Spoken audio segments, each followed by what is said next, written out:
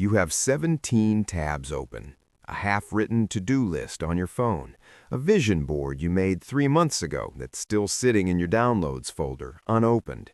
You know what you want. You can picture it with painful clarity, the career, the project, the life. And yet, you're lying on the couch at 8 p.m. watching your third episode of something you don't even like that much, and somewhere in the back of your mind, a quiet voice says, "What is wrong with me?" If that's ever been you, stay with me, because what I'm about to tell you is going to completely change the way you see yourself. Here's what most people assume. If you're ambitious, but you're not taking action, you must be lazy. Simple diagnosis, harsh verdict. But here's the thing. That assumption is not just wrong, it's almost exactly backwards. And the fact that you're here, that this title even bothered you, already tells me something important about you. Lazy people don't lose sleep over being lazy. You do.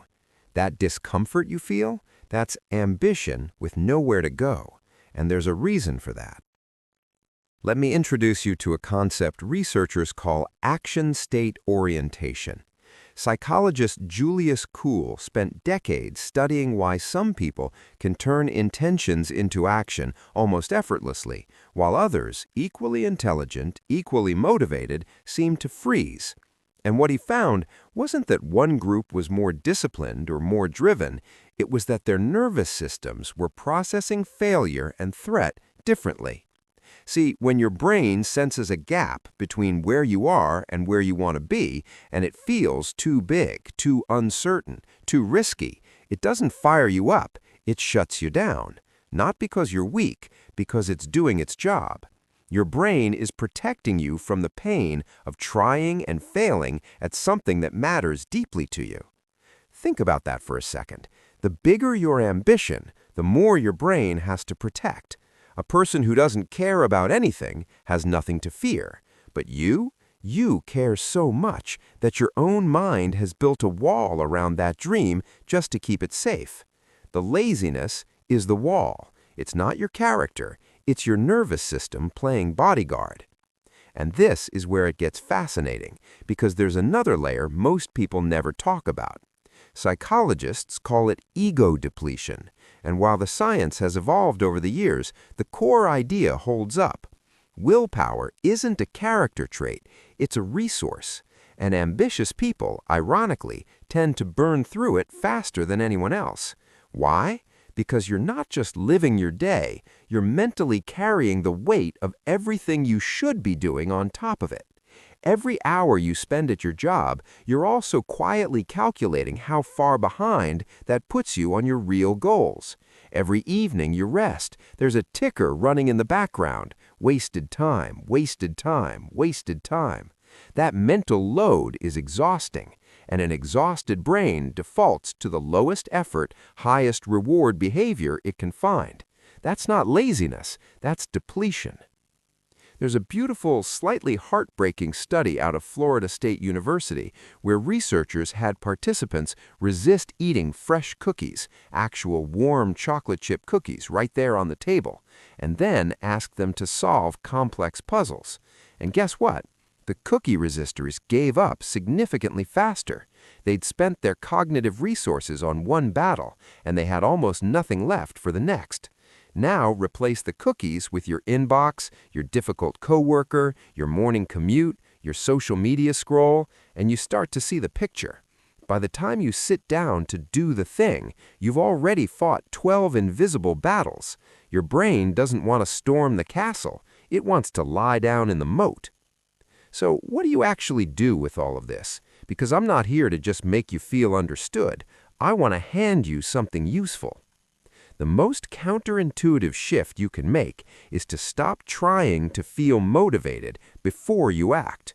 We have this deeply rooted belief that motivation comes first, that one day you'll wake up ready, energized, clear, and then you'll start.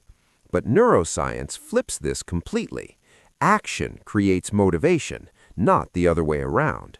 The brain's reward system releases dopamine not just when you achieve something, but when you make progress, even microscopic progress. This is what behavioral scientists call the progress principle. and it's one of the most reliable findings in motivation research. The feeling of momentum is manufactured by movement, not the other way around. So the question stops being, how do I get motivated, and becomes something quieter, something almost embarrassingly small. What is the tiniest possible version of this I can do right now?